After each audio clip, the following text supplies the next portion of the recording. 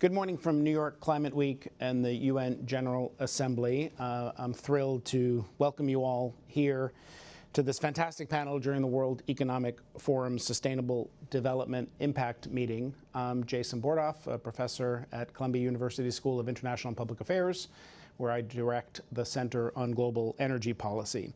We're going to have a panel discussion today to focus on where we are in the global energy transition, whether it's amping up or powering down, what some of the headwinds and tailwinds are, particularly related to issues of policy, geopolitics, capital markets, technology developments.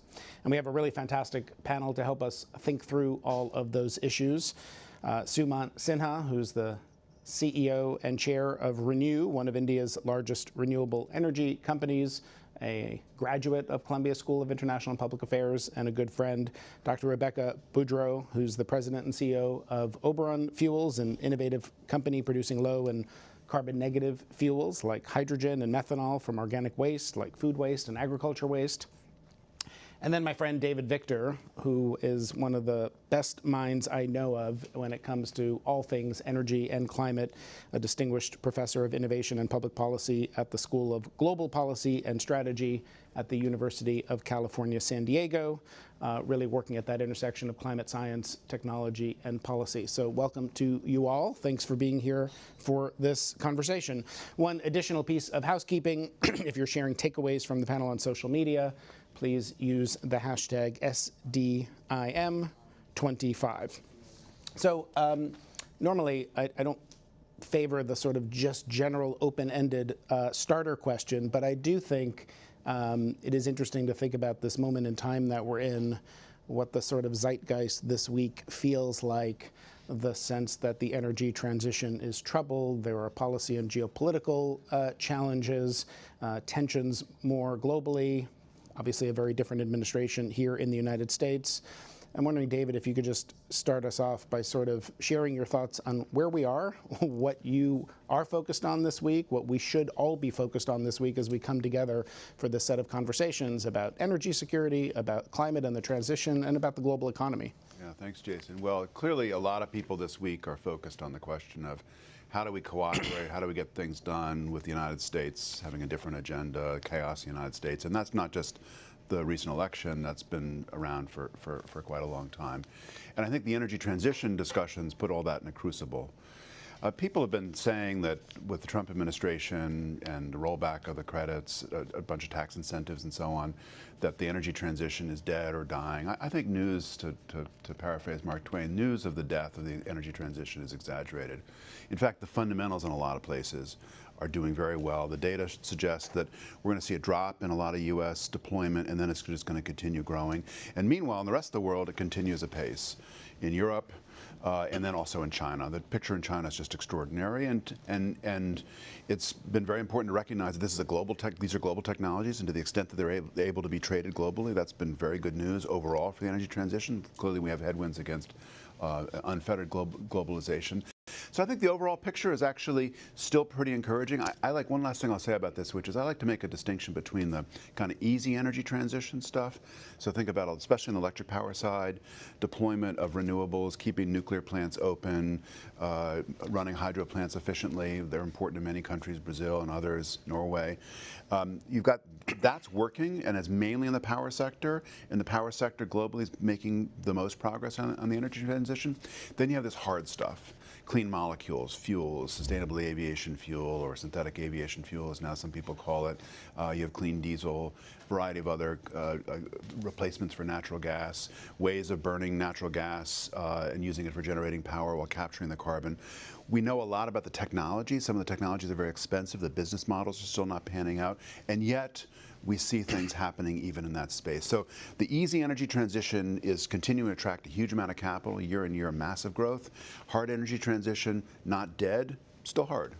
Let me ask you a quick follow-up, and then I'll come to Rebecca. Just staying on the U.S. for a minute, because you talked about the significant change, obviously, in policy we've seen, and you're familiar with all the analyses, our friends at the Rhodium Group and elsewhere, a significant change in the outlook for carbon emission reductions in the next decade and beyond. And the idea that the Inflation Reduction Act was the most important historic piece of climate legislation ever, and then what you just said, which is significant parts of it have been pulled back, but don't worry, we'll see a small dip, but then in the long run, you know, not much change. How should someone reconcile what seem like two dissonant notes? Yeah, I mean, the Inflation Reduction Act was a big deal, there's no question about it. The rollback of it and the cancellation of projects, that, in some sense, the cancellation of summarily canceling projects without warning has been maybe even a bigger deal. That's more about permitting than it is permitting, yeah. But it creates political risk in the United States market, where the United States market used to not have that much political risk. That's a really, really big deal. So I don't want to be Pollyannish about this. The U.S. picture has a lot of clouds around it, but nonetheless, the fundamentals are pretty powerful. And this is ultimately a global market and a global technology. So that's why I'm encouraged. And unusual things happen. Here we are, a panel of 4 people. 2 of us are from San Diego. Who would have thought in a panel on global energy technology that half of it would be from San Diego? I thought you were from Louisiana. Originally. I live in San Diego. I know. Citizen of the U.S. and the world. I live globally. So, Rebecca, I love your kind of following on what David said. You're trying to put a lot of capital to work in a lot of clean energy solutions in a pretty dynamic, uncertain policy environment. More of a conversation we're having about risks to the global economy, about the economic outlook, about tensions around the world. Tell me what you're focused on this week and what we should all be paying attention to. Yes, I think about this week. It's interesting in this challenging time. Innovation always has headwinds. For the last 20 years, I've been focused on commercializing technologies and helping companies scale. I'm trained as a PhD chemist, so started off with, the best technology wins, which we all know that is not the case. It's just one piece of the puzzle. And so I think about this week, it's about, yes, there are challenges, but it's always about continuous innovation. But it's not just on the technology. Yes, there's better ways to do things. There's cheaper ways. We can drive down cost, carbon intensity. But it's also about innovation in the markets, in financing and how we structure these deals. It's about regulations. And that's the journey that we've been living at Oberon Fuels for the past 15 years. When we started, there were no regulations in place to actually even legally sell the renewable molecule, dimethyl ether, DME, that we were going to sell in the state of California. So we had to work with the state of California to change the code of regulations. We did that in 2015. We had to change the taxation laws because the laws aren't written for innovation. We did that in 2020 when Governor Newsom signed legislation. So it's all those other pieces that we often don't think about. And this is just a continuation. Yes, things are challenging, but innovation will happen, not just on technology, but on regulations, markets, financial instruments, and all the other pieces that have to come together. Sumant, welcome. You lead a company that's done an enormous amount to try to advance clean energy, renewable solutions, solar in particular, wind. The conversation happening in New York this week, and it's just getting underway, but I'm sure already, tell me if I'm wrong, you've heard about energy security, energy affordability being sort of front and center areas of focus in addition to maybe even superseding discussions of climate and the energy transition. I'm wondering how that looks from where you sit in India, how India navigates those things. The focus on security and affordability is not new for a rapidly growing emerging market like India. Do you feel a shift and a tension, and is that creating more challenges? Fortunately, Jason, not for us. I think while of course we're in the US and there's so much going on here with respect to being for renewables, not being for renewables, being for the energy transition, and so on. In the rest of the world, I think there's nothing, nothing dramatic has changed. The environment continues to be as supportive as it was earlier, most countries are continuing on their trajectories that they had followed. NDCs, as you know, are still being revised and submitted, and COP30 in Brazil that is coming up is going to be a very important, I think, marker in how the rest of the world is dealing with this whole situation around climate change and energy transition. What I'm hearing now in the US is more to do with job creation, energy security, and affordability, which is always the other part of the coin, which was climate change was the other part, right? So I think it doesn't matter what you focus on as long as you get to the same end objective, which is the energy transition, because ultimately the energy accounts for 75% of all carbon emissions. So as long as the clean energy transition continues apace, it's fine. Whether that happens because of climate change, whether that happens because of affordability or security, I think eventually we're going to get to the same end outcome. And so for me, there isn't that much of a change that I see. Maybe the narrative has changed a little bit here, but in the rest of the world, really things are carrying on as they were earlier. If anything, I see ambition being scaled up because the issue of affordability has become even stronger, and the issue of energy security in these, in these volatile geopolitical times has become even stronger. And so those are actually driving the energy transition, if anything, in other parts of the world, even faster.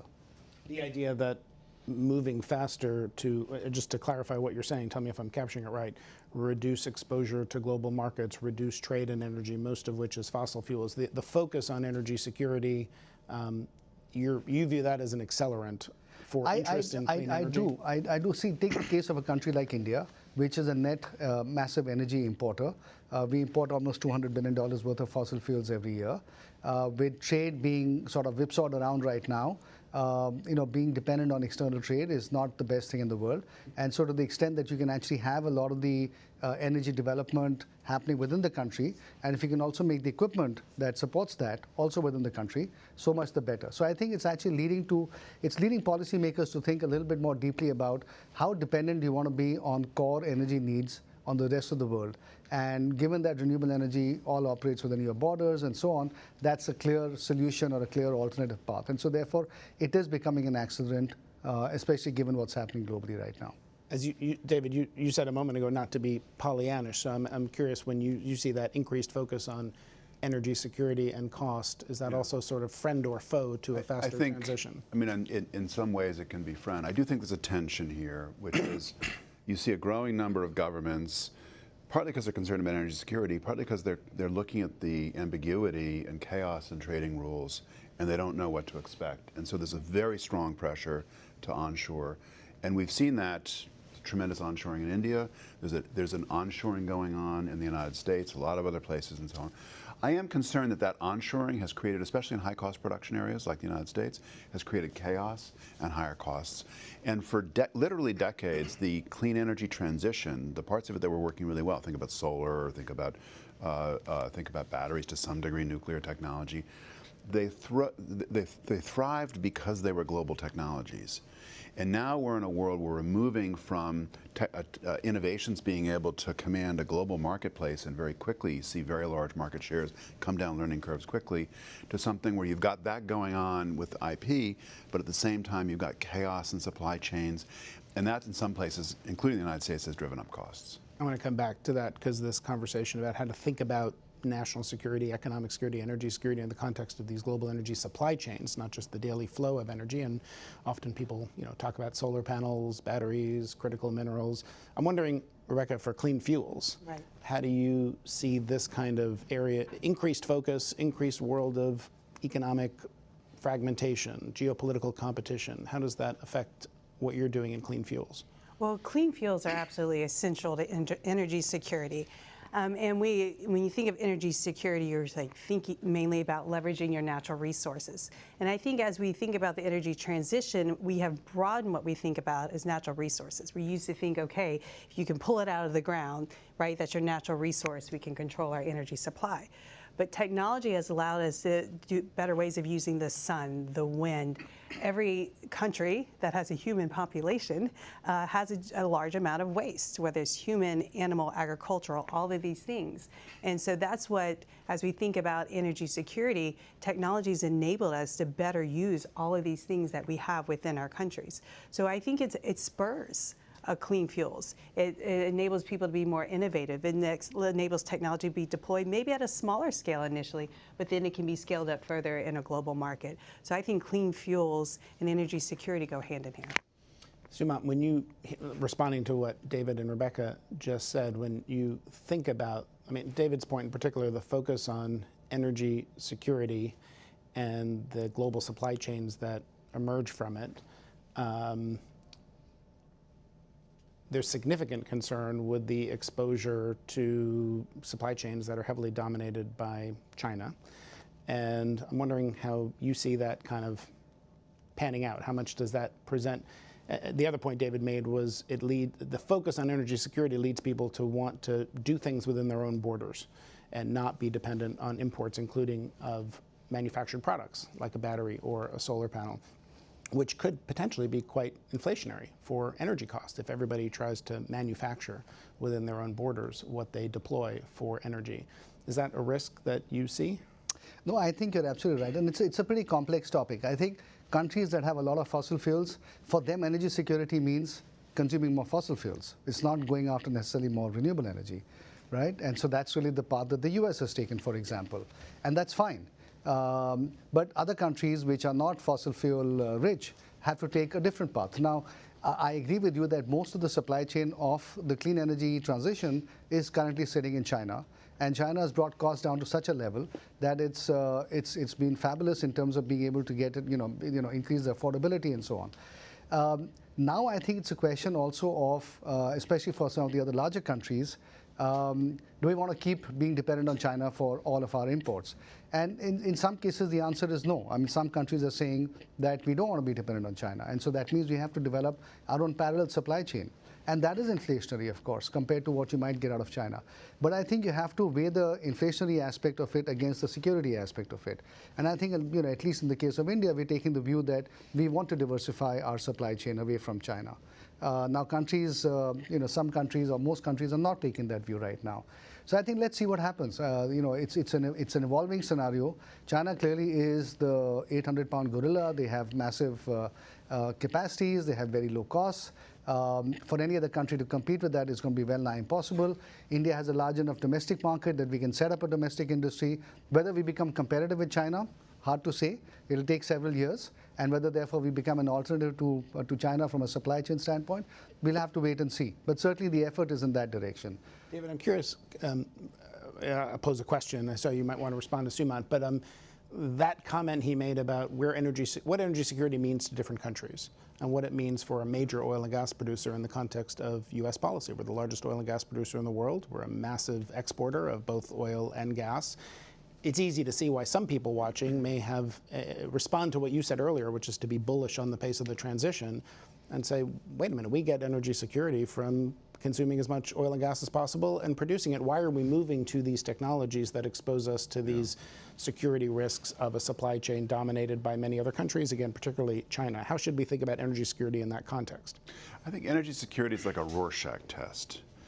In this case, everybody wants energy security, but people see something different in the ink blot. Some people see a dragon, some people see a butterfly, a variety of other shapes and so on. And without psychoanalyzing folks too much, I think for a lot of folks, energy security has been equated with autarky, being able to do it all at home. That's simply false. Look at the products market already, oil and gas, oil products in particular. For the most part, security has gone up when we've had more diversity in supply and demand and more flexibility. And people forget that one of the first times, maybe the first time, the International Energy Agency coordination agreements were used was when the U.S. had a supply problem from Gulf of Mexico production and refineries that were shut down during a hurricane. So we relied on imports to create more security. I think exactly the same thing is going to happen with the clean energy transition. It's a different kind of imports. It's critical minerals and materials, and it's intellectual property and so on. The solution, we are overly dependent on one country. Security comes from diversity and diversity alone. And so we need to have a more diverse set of supplies. But that's not the same thing as making sure we make all of our lithium here and all of our rare earths and so on. I'm really concerned that the kind of thread industry looks at critical minerals and they say we have to onshore all this stuff, whereas that's completely the wrong lesson from the history of commodity markets. The right lesson is we have to have diversity and flexibility in market arrangements so that then these markets, most of which are pretty thin markets to begin with, thin commodity markets other than copper, those markets can then function more effectively. We will get security from that. How do you describe that to policymakers and publics who are not that interested in the 5-minute answer? That's a challenge, but there's a big risk of us really blowing this one. Well, and who've heard talk of energy independence for at least a half a century, since the 1970s oil crises. And you're describing a world where interdependence actually bolsters security. Exactly. Interdependence and markets. And Let me markets. say that I'm not necessarily disagreeing with what David is saying. I actually agree with him. That you can You get can disagree wholeheartedly. no, but actually in this case, I do agree with you that diversification can also bring security. Today, the problem is, in practical terms, the entire world depends on one other country for energy, for clean energy supplies. And so therefore, you actually have to work really hard to diversify that supply base. And that's not really happening if you look at any country's trade policies. It's really not being built into their mechanisms right now. And so therefore, I guess for certain countries, you have the option of either being dependent on that one country for the foreseeable future, or continue to have onshoring your fossil fuels. And it's not the right answer, but that's really the view that a lot of people are taking. This is the big risk in deglobalization, is that one of the main strategies we've used, which is to have somewhat open global markets, that strategy becomes, I think, harder to sustain. I do think that it's easy to forget there's a really big difference between import dependence for critical minerals that are materials that are associated with clean energy transition, and import dependence or supply dependence for oil. The entire global economy needs 100 million barrels per day, every day, and if we get a million barrels per day hiccup, chaos breaks out. That just is not the case for the the critical materials associated with the clean energy transition. Because they're inputs to They're inputs, they're used once, so yes, there are risks to supply chains and things like that, but it's radically harder to corner a market for a sustained period of time. The Chinese have learned this multiple times, the Japanese have learned this. It's harder to corner a market like that when you have a commodity that's used once in production than when you have a flow commodity like oil. And I think this is really played out in the book, a fantastic book, Turning Oil into Salt. And it gives the example, historically, wars were fought over salt. And until there came the advent of refrigeration. It's not that the world doesn't use salt anymore. We actually use more. But because of the technology, now there wasn't such a stronghold. And it's the same thing with oil. It's not that we're getting off of oil. It's about that, again, the diversification and having other options and breaking the stronghold of oil by having more options. Rebecca, we also heard David and Sumant sort of, again, say Winston Churchill's famous, admonition, security in oil lies in variety, and variety alone is as true in clean energy supply chains. And that may not mean autarky, do everything within your own borders, but it does mean we got to build a lot of other stuff in a lot of other places, in other countries, and diversify supply chains and advanced economies using what tools they have to think about de-risking investment in maybe emerging market countries to diversify these supply chains. I'm wondering, when you look at what's happening in capital markets today, in the global economy, and in the permitting landscape, it's really hard to go build new projects. How possible is it going to be, and how costly will it be to achieve the kind of diversification they were just talking about?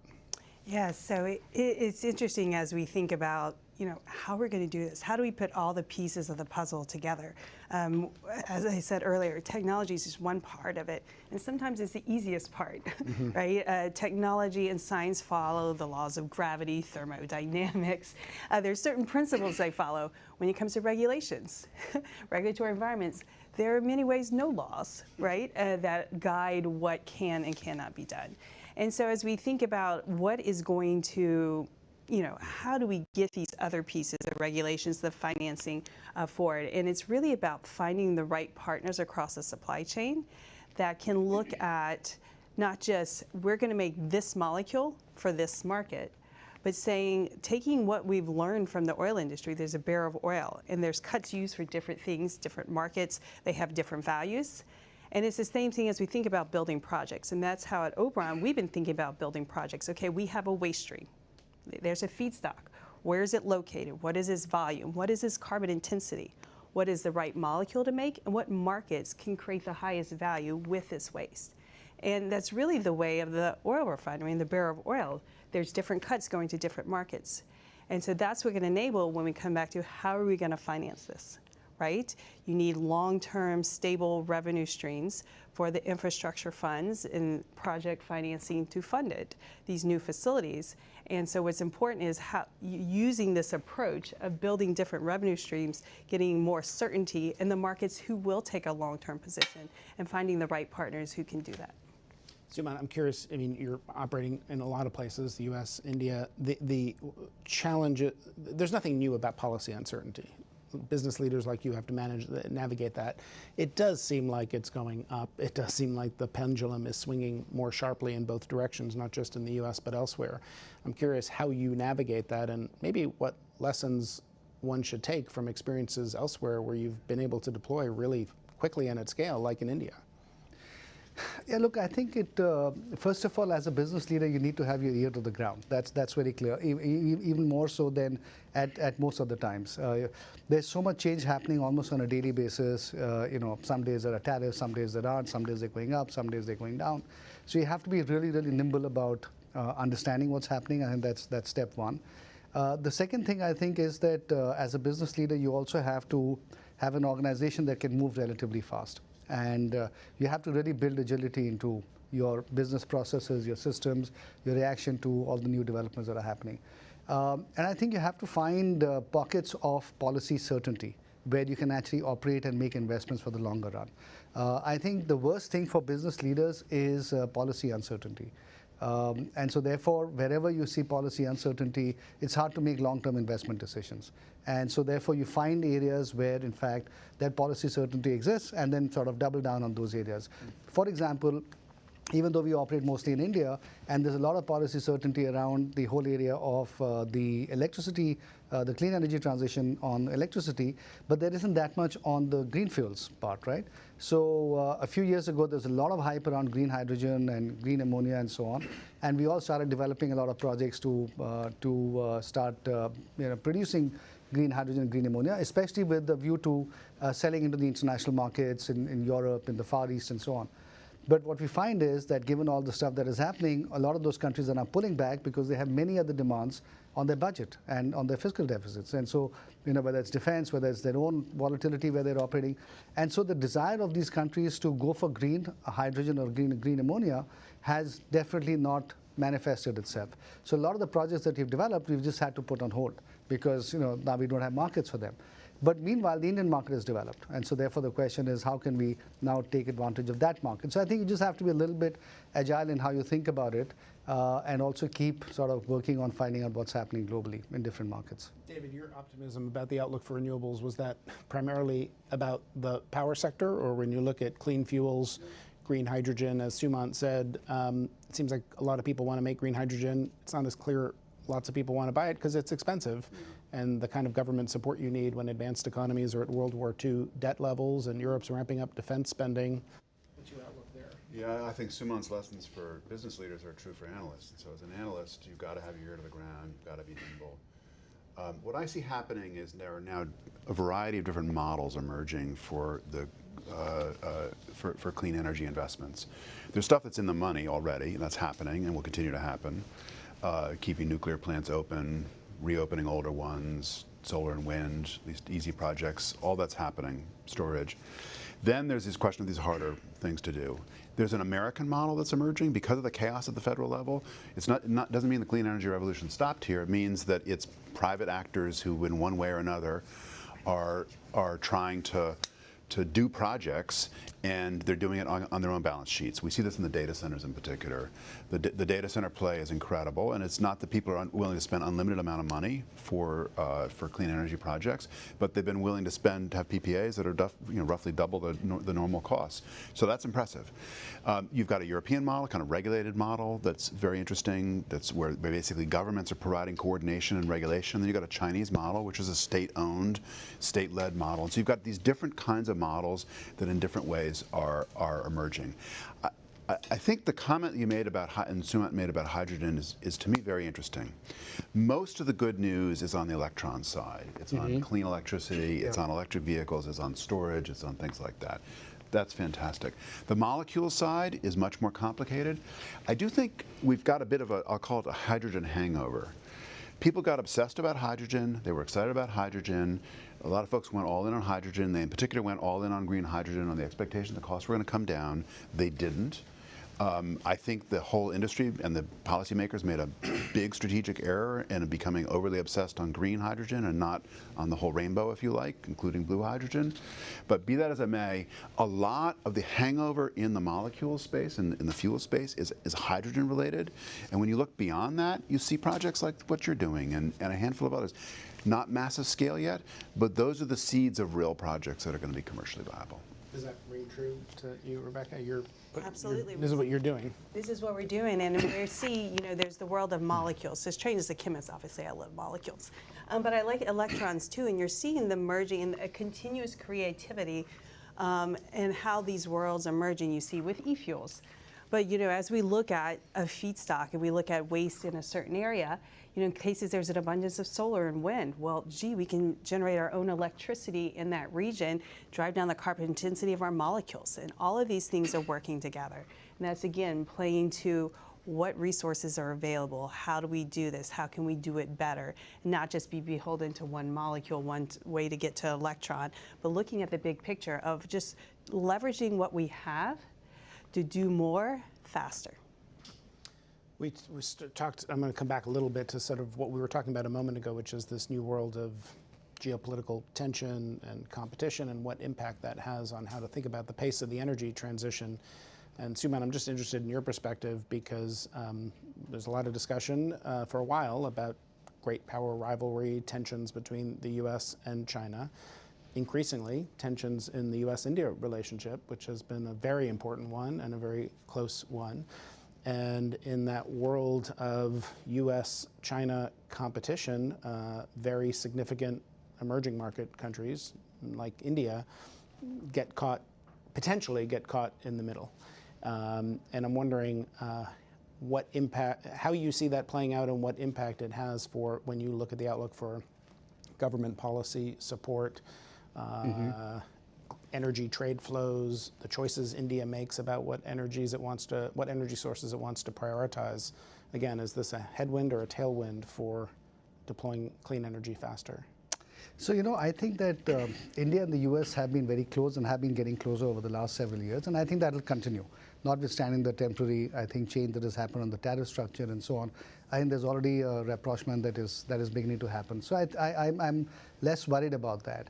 I think the issue really is that what all of this is making the Indian policymakers realize is that we need to be a little bit more self-dependent and self-reliant.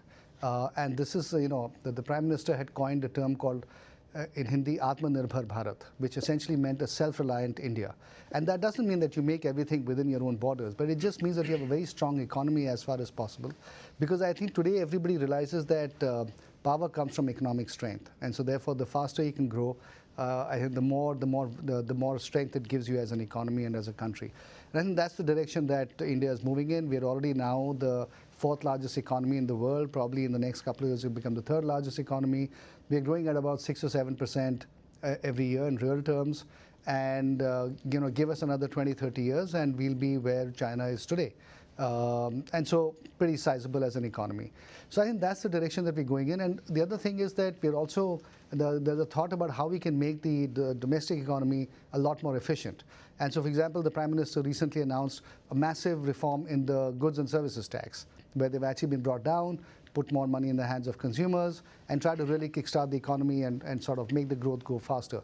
And so the whole idea is how can you become a little bit more focused on your internal developments and economic growth rather than being reliant on the external world. So I think that's really the messaging that I would say a lot of countries are coming to. In this environment, that's the best recipe for staying sane and staying, continuing to grow and doing the best for your people.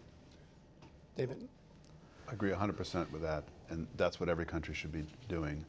I'm going to put a sharper edge on this, though. I think the current administration is radically mishandling the US-India relationship. We have invested so much and for so long in being a more reliable partner with India. It's of a tremendous strategic importance across the board on a range of topics, especially in a world where we become concerned about too much dependence on China and a rising China, and we're trying to diversify the relationships. And so, yes, the rapprochement may be in the works, but the message is undeniable, which is that the United States is not reliable, And that message, I think, will take a generation at least to undo. So I'm very, very concerned about the current direction there. And the relationship with India is important on many, many fronts, on the advancement of nuclear power in ways that don't become as dependent upon Russian exports.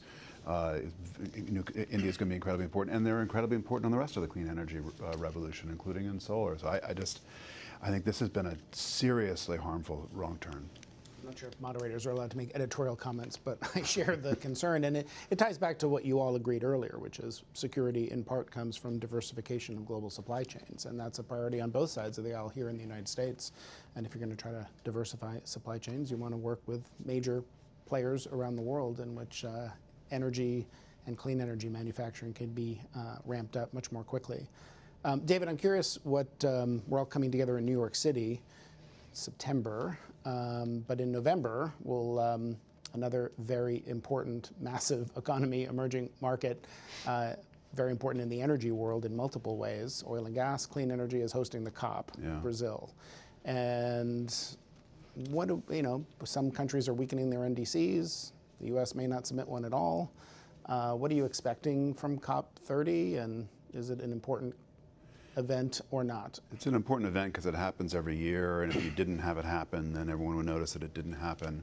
And if you had it happen and it didn't reach agreement, then everyone would notice that you didn't reach agreement, and then the credibility of the mechanism of the whole umbrella would be harmed. So in that sense, it's very important. I'm impressed by the Brazilian hosts.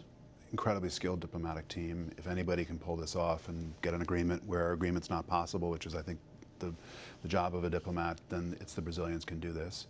I'm very concerned that the agenda in climate cooperation is becoming increasingly difficult. The topics they're talking about, large transfers of money, so-called loss and damage, ratcheting up the ambition of these nationally determined contributions, these NDCs, when most countries aren't meeting their NDCs already, and they should be thinking about how do we blink, how do we back off unreachable goals and talk about more realistic goals. That ought to be the real conversation, but politically that's a hard conversation. So the list of things that are hard to impossible to do at these climate conferences is getting longer. And one of these days we're going to have a climate conference that'll be like the one in 2009 in Copenhagen that just ends in diplomatic failure. In Copenhagen's case, that was a blessing because it opened the space for new ideas, and ultimately that was the Paris Agreement. I'm very enthusiastic about the Paris Agreement. This time it will be very harmful, and so I think there's a risk that we'll have one of these climate conferences, maybe even Brazil or beyond, that ends in failure, and we need countries that are motivated to say the right things in terms of, well, this is where we're headed. This is why the process is not dead. This is why this is useful, and so on. The U.S. will not be that country, and frankly, if the U.S. doesn't go, I think that actually would be a good thing, because the last thing in the world you want when you need consensus decision making is a large country that's sitting in there that doesn't want to offer consensus. For years, China did that. Sometimes Russia did that. The Saudis did that. The United States is poised to do that. So frankly, if you're not going to come and be constructive, don't come at all. Could you very quickly, because I don't want to get off on a tangent, but given that few countries are on track to meet the commitments they made in Paris, and emissions have gone up almost every year since, other than a global pandemic, just say another sentence or two about your optimism about the Paris process? Well, there are a lot of things have been going on, not just Paris. 15 years ago, the world was on track for maybe 5 degrees of warming. Now we're on track for maybe 2.5 or 3 degrees of warming. A lot of things happen there. Macroeconomic slowdown in some countries, but some of it's technological change, some of it's policy. So overall, it's still a lot of climate change. We're in for a lot of climate change. It's a significant problem, but that's where we're making progress. Here's where I think the goals that we've set have created this impression of failure because we're not meeting the 1.5 and we're not meeting all these companies with net zero pledges. They've got no idea how to do this in most cases. And yet they're doing real things. And so you're going to have a whole bunch of governments and companies soon-ish, it's already started in a few companies, that have to walk back. A year ago, I published with Joisa Dutra a paper for the World Economic Forum called How to Blink Responsibly. How do you walk back from a target that's not achievable and yet show, here are the real things that I'm doing, here's what else needs to happen? You're going to see a lot of companies and governments that are grappling with that, and not because they're unserious, but precisely because they are serious.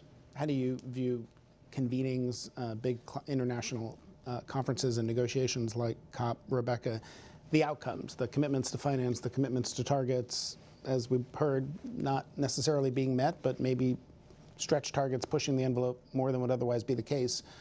How do they affect what you're doing and the potential for success in a business like Oberon's? Yeah, so while we started in the U.S., we've always had a global focus. We were the first producer of renewable DME in the U.S. and the only currently commercially, and we've been sending product to countries all over the world as they see the market for another way to help meet their target for cleaner fuels and cleaner chemicals. And so we watch what's going on at the global level, and when appropriate, participate in showing, yes, all of these things are changing, but just set the rules and we can adapt, right? When, the IRA, there were rules that changed. We had one big, beautiful bill. Okay, so now we know what we're doing, and now we can innovate and meet those goals, right? And meet those targets. And so for us, while we focus on our projects deploying, doing more, doing it faster, leveraging existing infrastructure, we're always watching, and that's why we've taken this approach of when we have a feedstock, know its carbon intensity, know its volume, what is the right molecule to make, and what are the right markets. And those right markets are being determined on the policy front. Who are the leaders, whether it's countries, sectors, organizations, and that's where we will deploy, and those molecules will ultimately go. We've kind of touched on so many different things and covered such a broad range of both reasons for optimism, but also challenges to how quickly the energy transition is accelerating, and how we simultaneously bolster energy security, affordability, provide more energy to rapidly growing economies in the global south. And those challenges range from lack of finance, permitting issues, the lack of policy durability. As you said, there was a lot of excitement about green hydrogen, but the money's not there for it, and so that makes it harder to compete economically. I'm just kind of curious to hear from each of you, what one should prioritize if you were a policymaker for a day, like what things you think right now to achieve all of those objectives that we're now thinking even more, at least in certain parts of the world, about issues like affordability and security as well as the transition. What would move the needle the most? What matters the most? And it's probably different in different parts of the world for sure. That's a tough question. But if I can just react to the COP30 question that you asked, my sense is that right now, and I'm going to be a little bit optimistic in this answer, there is already so much happening on the energy transition that I think there's a lot of momentum that has been built up. And I think that we need less policy support now than we needed earlier as an industry as a whole. We still, of course, need some, but I think that amount is coming down. And I think at some point in the near future, we'll be at a point where commercial elements are just going to take over the whole energy transition. We are perhaps 5 or 7 or 10 years away from that. But I think at that point, it won't really matter what policymakers even make of policies in their respective countries, because the corporate sector, the commercial markets, everything is going to be pushing in that direction. And so to answer your question and coming back to that, I think as a policymaker, I think the most important thing is to give certainty to people. Have a roadmap developed for the next 5 or 10 years at the very least as to what that country is going to do, in terms of the clean energy transition, on supply chains, on some of the critical minerals and those kinds of things. Make that roadmap and make it very clear to everybody in the corporate sector, this is what we're going to do. And then don't change it, because once you have a plan that is there and there's certainty around it, that's really when the corporate sector is at its best in terms of making things happen. David, if we want to just put a finer point on it, if we want to meet rising power demand for AI, bring energy costs down, diversify energy supplies, which we've talked about already, we need companies like Suman's and Rebecca's to succeed. What should we be focused on that's going to move the needle the most? Two things. First, we need to keep doing more projects. Some of the projects are already in the money. They're happening. It's going to happen. That's especially true on the bulk electric power side. On the molecule side, not yet. So we need more projects so they become more normal, and frankly, they become boring. But boring means they become financeable with normal financial instruments. Everything that's interesting in deep decarbonization is capital intensive. And so capital intensity is the real barrier here, and that requires, that's one thing we have to do. The other thing we have to do on the political side in this country is we have to talk to more Republicans about the multiple benefits of clean energy transitions and energy security. One of my mentors at Stanford was George Shultz, center-right Republican. We need more Schultzian voices. He's now sadly passed away, but Schultzian voices that see this as part of a bigger tent politically in the country. Otherwise, this is going to be seen as a mission of the left, and that means it'll be politically fragile. Does that resonate? Yes, and what resonates with me is as I think about this energy transition, what do we need? What if I was a regulator for a day, what would I do? Set the target, right? This is the carbon intensity that we want to hit. This is the volume that we need. This is the deadline. Don't tell us how to get there. Don't tell us what molecules to make, what technology to use, what type of way we're going to generate our electrons. Just set the target and let the innovators and the technologists, the people who know how to do it, the supply chain develop and figure out the solution. But just set it. Don't try to pick the winners. Just set the targets and let us go after it. All right, we are at time. This was a fascinating discussion, and we identified a number of the challenges on the landscape, a world of more economic fragmentation, geopolitical competition, potential for conflict. There's a lot of reasons to be concerned, so I appreciate that that you all brought optimism to this conversation as well for what the outlook is. But a lot of work that needs to be done, I think, on how to mobilize capital, on policy durability, on permitting, how to build infrastructure, and how to build more of a big tent and some agreement across diverse viewpoints, politically and otherwise, that if you're trying to think about meeting energy needs, energy costs, energy affordability, energy security, and the environment, we actually can find common ground and find common purpose in a lot of this stuff. So really value all of your insights, and want to thank you all for joining us today for this conversation. Thank you. Thank you.